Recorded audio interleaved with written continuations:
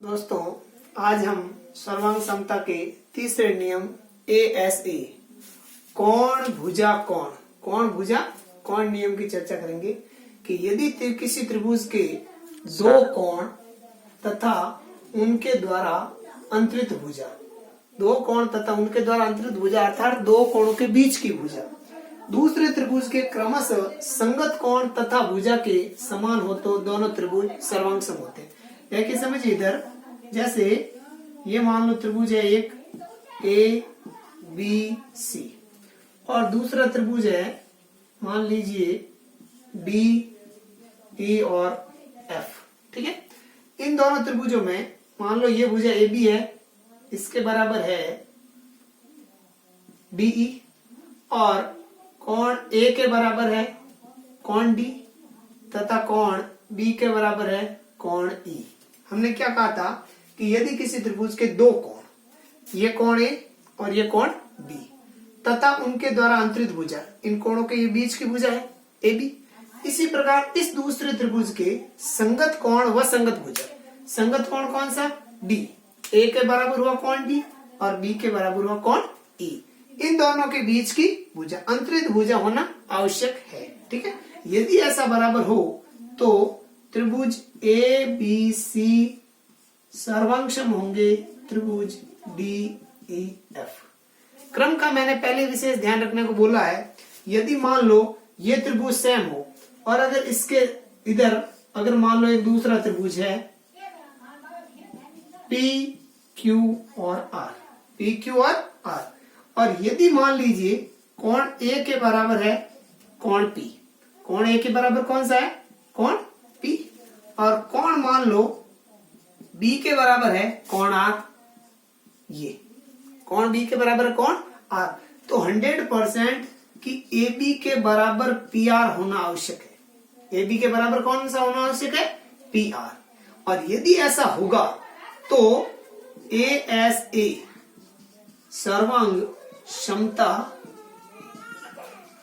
नियम से, ठीक है, ASA सर्वांग समता नियम से क्या हो जाएगा, इधर तो नाम वही मैं ABC ही रखता हूं, क्या रखता हूं ABC।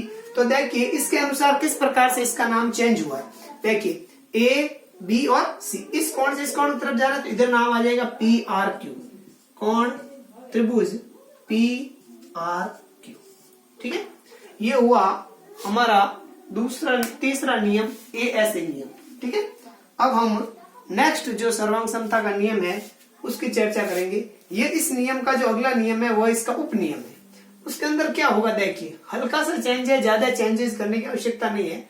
उस नियम का इसका नाम है, उसका उप नियम है, नाम है AAS नियम।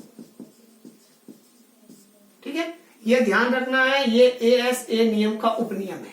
ASA नियम का क्या है उप नियम। इसमें क्या होगा, यदि किसी त्रिभुज के दो कोण तथा एक भुजा, या अंतरित शब्द हट जाएगा, क्या होगा, दो कोण तथा एक भुजा, दो कोण तथा एक भुजा दूसरे त्रिभुज के क्रमशः संगत कोण व संगत भुजा के समान हो तो दोनों त्रिभुज क्या होते हैं सर्वांगसम। अब देखिए यहाँ क्या चेंज हुआ, अब यहाँ अंतरित शब्द हट गया तो इसके बीच की भुजा होना आवश्यक नहीं है। जैसे मैंने अंतरित हटा दिया तो यहाँ बीच की भुजा होना आवश्यक नहीं है, इसका मतलब यहाँ भी ये हट जाएगी, लेकिन भुजा का संगत होना आवश्यक है। संगत होना कैसे, देखो जैसे मान लो इधर मान लो ये भुजा लेता हूं BC, तो इधर आपको साफ दिख रहा है कि इधर EF ही समान होनी चाहिए। कौन सी भुजा समान होनी चाहिए EF। यदि इधर BC है तो इधर DF समान होगी तो वह सर्वांगसम नहीं होगा, इस बात का विशेष ध्यान रखना है। जैसे मान लो एक ऐसी भुजा है तो इधर मुझे कौन सी लेनी है DF। कैसे पता चलेगा इस बात का, कि देखे कोण A के बराबर कौन सा है कोण D, और एक जो अननोन कोण है तो इधर भी कौन सा कोण होना चाहिए अननोन, तभी बराबर होगा। ठीक है, अब इस नियम के द्वारा क्या होगा, यहाँ पर क्या परिवर्तन होगा देखें जरा,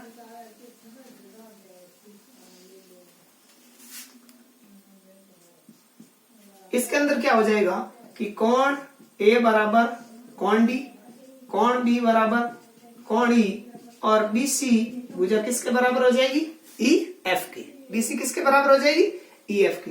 तो AAS सर्वांग समता नियम से त्रिभुज ABC सर्वांग ABC, तो इधर हो जाएगा त्रिभुज DEF। एक बात ध्यान रखें, सर्वांग त्रिभुजों के ये नाम होना जरूरी नहीं है, इसके मैं बहुत सारे नाम लिख सकता हूं। जैसे मैंने ABC लिखा है, इसका नाम ये भी हो सकता है, और ये सभी नियमों में लागू होगा, इस बात का विशेष ध्यान रखना है। ठीक है कि ABC है, मैं जैसे मैंने नाम लिख दिया इधर ACB, क्या लिख दिया ACB, तो इस प्रकार इसका नाम ध्यान रखें, ये नाम है वो इसके ऊपर डिपेंड करता है। ये नाम हम मन से लिख सकते हैं, जबकि ये नाम हमें उस क्रम से लिखना है। ठीक है ACB, तो आप इधर देखें क्या चेंज होगा, ACB इस कोण से इस कोण की तरफ आ रहे हैं, तो यहाँ क्या हो जाएगा DFE, त्रिभुज DFE। देख सकते हैं नाम चेंज होने से कोण और जो भुजा है, जो संगत अवयव है, उनके ऊपर कोई प्रभाव नहीं पड़ेगा। यहाँ देखिए कोण A, इधर देखें कोण A तो कोण D, कोण C तो कोण F, कोण B तो कोण E, और इधर भी यही रहा कोण A कोण D, इसमें भी कोण A कोण D, कोण B तो किसके बराबर होगा कोण E, इसमें भी देखें कोण B किसके बराबर है कोण E। इस प्रकार एक मैं और नाम लिख सकता हूं, जैसे लिख देता हूं, मान लो CAB, क्या लिखता हूं CAB। अब देखो ये नाम इसके ऊपर डिपेंड करता है, तो C कौन सा है अननोन कौन है, तो क्या आ जाएगा FDE, त्रिभुज FDE। अब वापस चेक कर सकते हैं, जैसे मान लो मैंने लिया कौन C, इसके अंदर भी किसके बराबर है कौन F के, इसके अंदर भी कौन C किसके बराबर है कौन F के, इसके अंदर भी कौन C किसके बराबर है कौन F के। तो इस प्रकार से एक त्रिभुज के हम 6 नाम लिख सकते हैं। कितने नाम लिख सकते हैं 6। एक ही सिर से दो घूमते हैं, ABC ACB, BAC तो BCA, इस प्रकार CAB तो CBA। तो इसके 6 नाम है, इसके भी 6 नाम होंगे, जो कि ये सारे नाम मन से लिख सकते हैं, और ये इसके ऊपर निर्भर करते हैं, क्योंकि हमने क्या कहा था कि संगत कोण व संगत भुजा। इस सर्वांग समता एक्सरसाइज की सबसे बड़ी यही विशेषता है कि इसके जो नामकरण है वो संगत होना बहुत ही आवश्यक है। ऐसा नहीं होने पर ही हमारा जो क्वेश्चन है उसके अंदर गलतियां रहती है। ठीक है, तो अब हमारा लास्ट नियम है वो बचेगा RHS नियम।